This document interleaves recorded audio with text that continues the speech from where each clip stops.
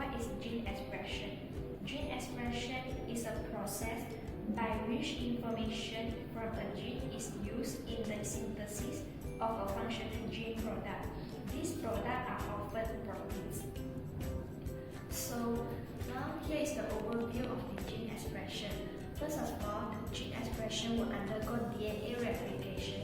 After that, after the DNA replicated, it will undergo transcription and also splicing to produce mRNA. And then the production of mRNA will undergo translation to produce the final product of protein. This protein will produce metabolites that help us in multifunctions such as growth, normal immunity, reproduction, and also the energy production.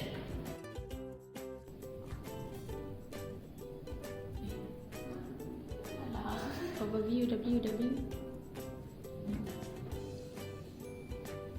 of DNA replication. Okay, let's start from the overview of DNA replication. DNA replication is a process that uses one of the original double-stranded DNA as a template for the production of more DNA. The two strands of DNA is run anti-parallel to one another because the DNA polymerase III synthesis in only one direction, which is 5 to 3. 5 to 3 direction helps to add nucleotide in 3' direction. We have two strands here. The first strand is leading strand and another strand is lagging strand. Lagging strand is synthesis in this continuous way, resulting the production of Okazaki fragment, and whereas the leading strand is synthesis function continuously. Here are two functions that were used during the DNA replication. First of all is the helicase. Helicase is help the helix to be break up to two strands, and another, the single strand binding protein, is help to keep the strands apart.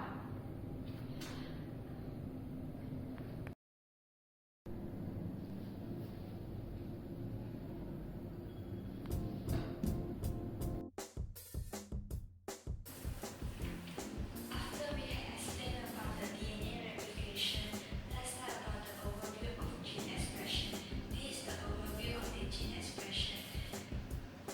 First of all, the DNA, part of the DNA strands consists of promoter, transcription start sites, intron, exon, and exon transcription subsites. First of all, the transcription is the initial step in gene expression. It is the synthesis under the direction of RNA polymerase of a strand of RNA complementary to a DNA template. Transcription is occur within the nucleus. The initiation of transcription requires the compact chromatin fiber to be uncoiled and the DNA to be made accessible to RNA polymerase and other regulatory proteins. Several kinds of RNA polymerase, each containing 10 or more subunits, which means different polymerase transcribe different genes. Before that, we start from the primary transcript.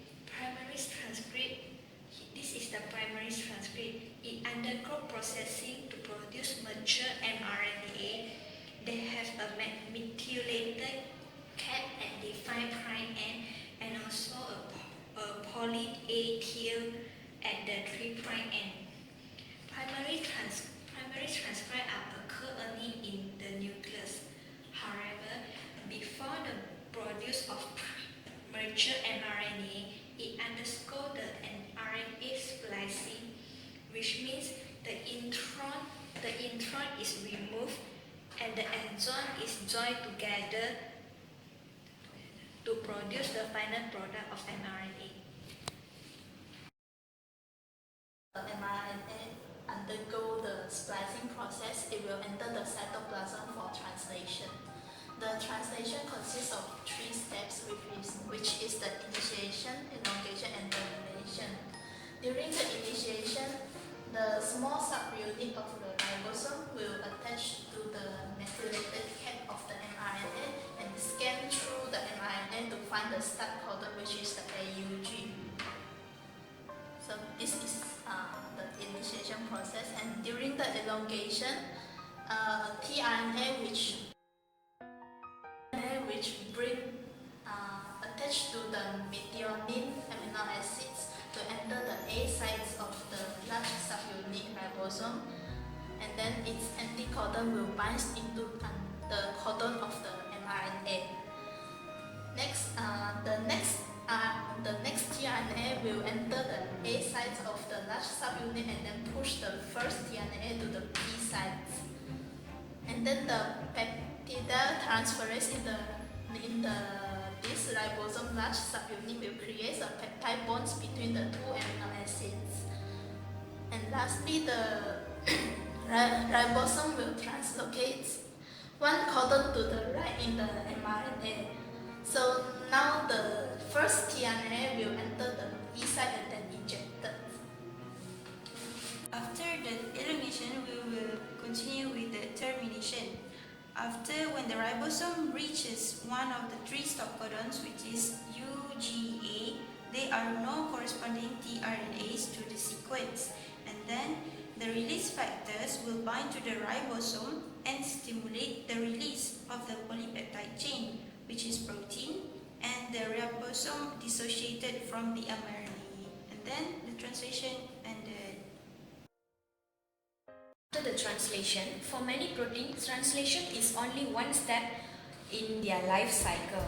Once the protein is complete, it has a job to perform.